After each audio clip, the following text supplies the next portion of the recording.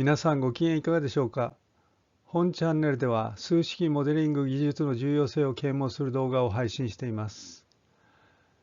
私たちの周りでは物質、熱、運動量などの移動が起こっています。このうち自然な移動現象を自然拡散または単に拡散と言います。これに対し機械的な攪拌などによる移動現象も拡散という言葉を使い、強制拡散と呼ばれていますが、通常拡散といえば前者を指します。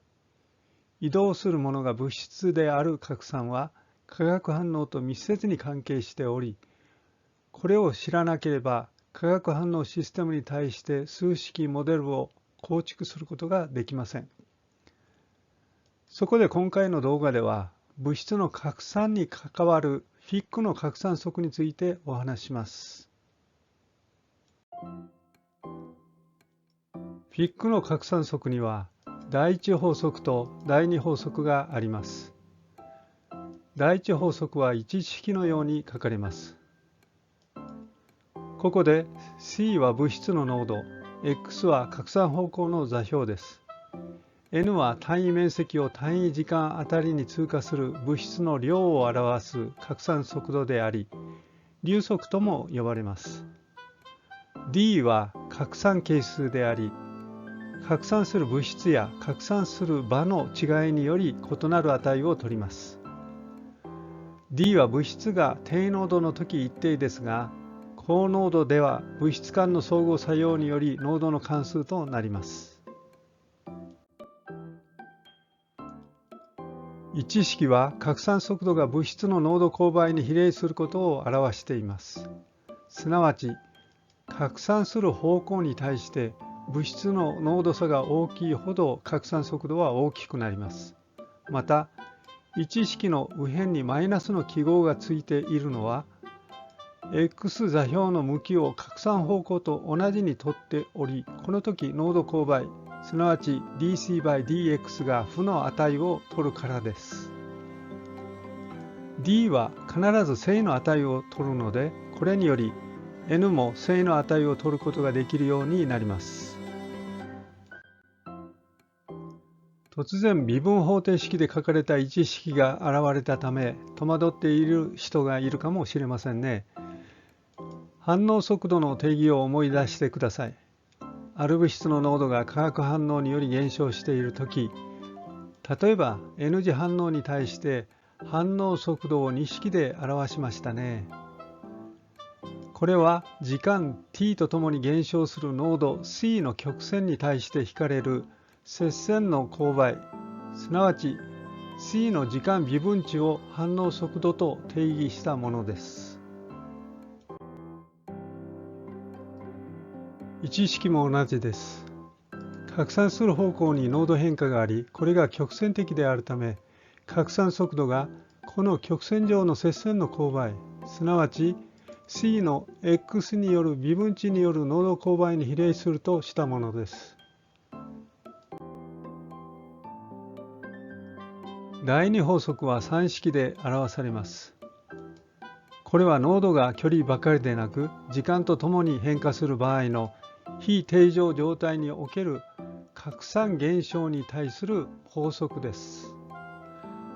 3式は非定常状態の場において関係式へ1式を適用することで導くことができます。これについては後の動画で説明します。それでは実例を挙げてもう少し分かりやすく拡散について説明します。ガラスコップに入れた水の中にインクを垂らすと、インクは自然に広がっていき、最終的に水全体に理想的には均一に分布するようになります。これはインクの分子が濃度の低い方向へ移動するからです。この移動はインク分子が互いに離れようとすることにより起こります。なぜならば、インク分子が均一に分布したとき、束縛を受けずに最も安定な状態になるからです。この時、システム全体のエネルギーは最も低くなっています。拡散はこのような自然に起こる物質移動の物理現象であり、エネルギーを小さくし、できるだけ安定になろうとして起こります。わかりやすい例を使い説明しましょう。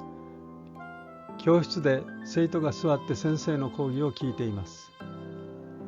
先生が教室にいる間、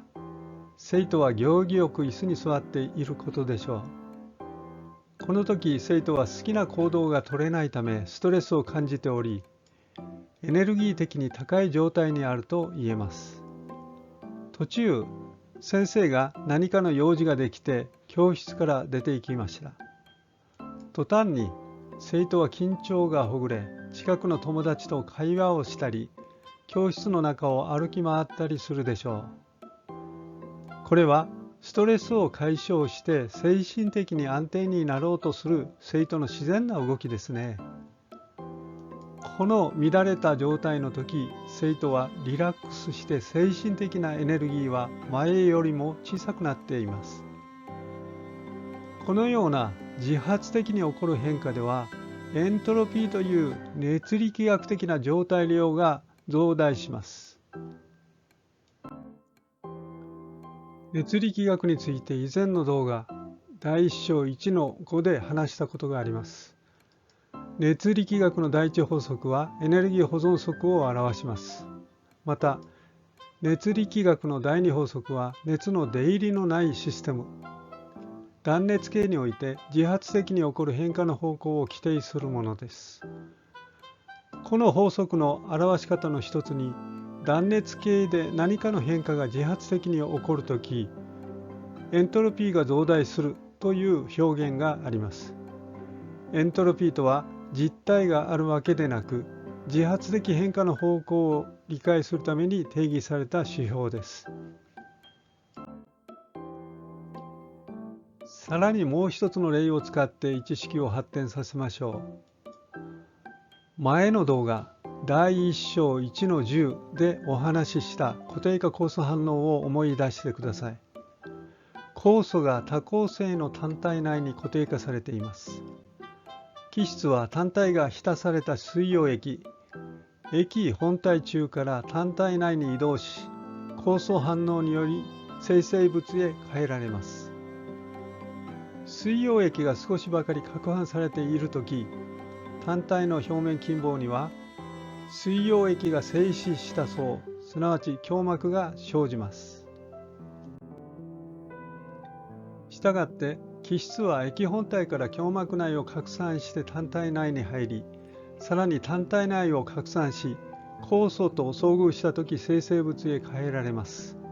本システムが定常状態にあるならば、図のような基質濃度分布を描くことができます。システムは定常状態にあるので、この分布は変化しません。今、胸膜内の基質の拡散に対して1式を適用します。流速 N は一定なので、4式の積分が可能です。ここでデルタは胸膜厚みです。このモデルでは基質の拡散方向が X 軸の向きとは反対にされているので、マイナス記号を削除しています。4式を積分すると5式を得ます。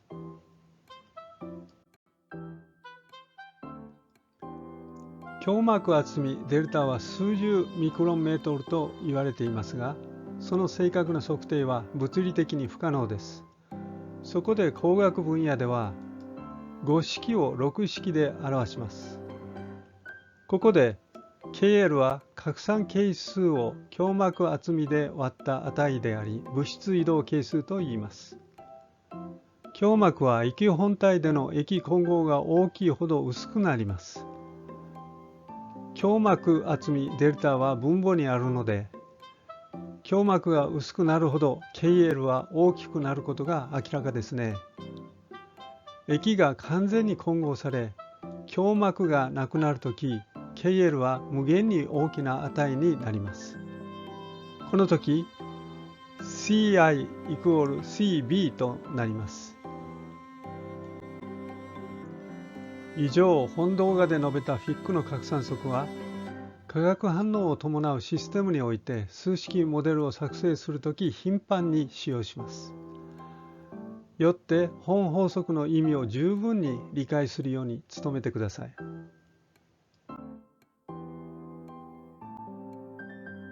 本日のお話はこれで終わりです。